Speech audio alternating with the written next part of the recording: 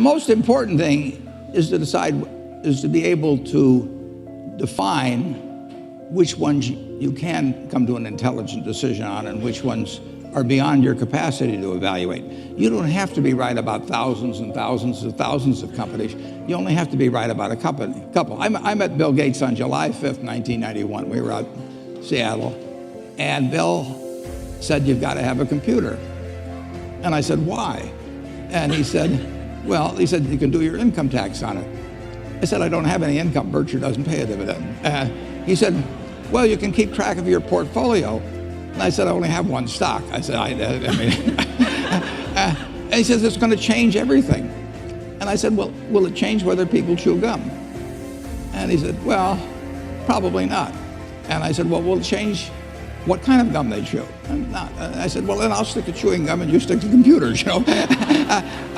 I don't have to understand all kinds of business. There's all kinds of business I don't understand.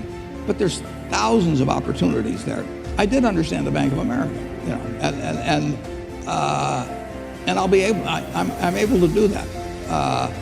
I'm able to understand some given percentage. But Ted Williams wrote a book called The Science of Hitting, and in The Science of Hitting, he's got a diagram. Shows him at the plate, and he's got the strike zone divided into 77 squares, each the size of a baseball. And he says, if I only swing at pitches in my sweet zone, which he shows there, and he has what his batting average would be, which is 400. If he had to swing at low outside pitches, but still in the strike zone, his average would be 230. He said the most important thing in hitting is waiting for the right pitch.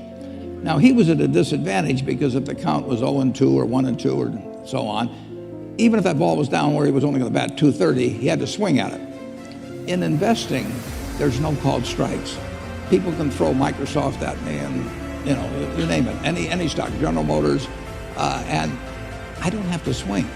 And nobody's going to call me out on called strikes. I only get the strike called if I swing at a pitch and miss.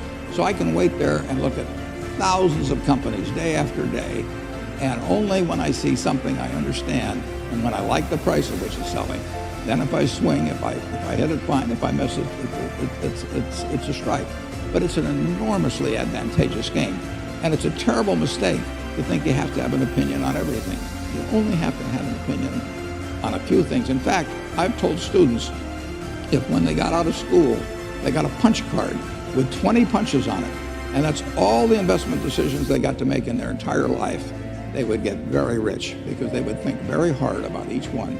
And you don't need 20 right decisions to get very rich. You know, 4 or 5 will probably do it over time. So I don't worry too much about the things I don't understand. If you understand some of these businesses that are coming along and can spot things on, if you can spot on Amazon, for example, I mean, it's a tremendous accomplishment what Jeff Bezos has done.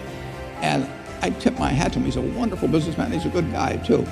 But could I have anticipated that he would be the success and 10 others wouldn't be? I'm not good enough to do that. But fortunately, I don't have to. You know, I don't have to form an opinion on Amazon. And I did form an opinion on the Bank of America, and I've formed an opinion on Coca-Cola. I mean, Coca-Cola's been around since 1886. There's 1.8 billion 8-ounce servings of Coca-Cola products sold every day.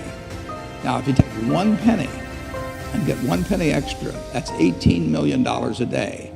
And 18 million times 365 is 7 billion, 3 less 730 billion, or $6,570,000,000. So annually, $6,570,000,000 from 1 penny. Do you think Coca-Cola is worth a penny more than, you know, Joe's Cola? I think so. So, you know, and I've got about 127 years of history that would indicate it. So those are the kind of decisions I like to make. And you may have an entirely different field of expertise than I would have. Probably much more up to date in terms of the kind of businesses that we're seeing develop. And you can get very rich if you just understand a few of them and understand their future.